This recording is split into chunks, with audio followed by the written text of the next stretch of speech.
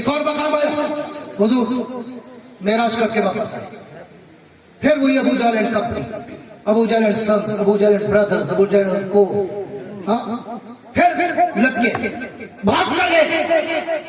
ابو بکر کیا یہ ممکن ہے؟ اٹ از پاسبل کہ ایک آدمی کہتا ہے میں رات کے ایک حصے میں، ذرے میں، لمحے میں، سیکنڈ میں پوری دنیا گھوم کے واپس بھی آ گیا ہوں، ممکن ہے؟ ابو بکر نے پھر کہا ابو جہل پہلیاں نہ بجھوا، پہلے نام بتا کہتا کون؟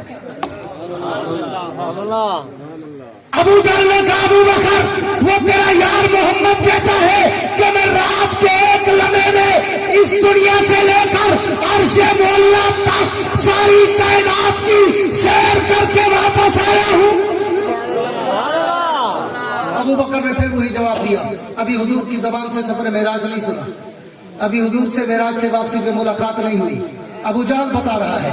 ہاں ابو بکر نے وہی کھڑے کھڑے کہا ابو جہل اگر محمد کہتا ہے تو پھر آسمان ٹوٹ سکتا ہے، ستارے بے نور ہو سکتے ہیں، محمد کی زبان سے جھوٹ نہیں نکل سکتا، اگر میرا محمد کہتا ہے تو سچ کہتا ہے۔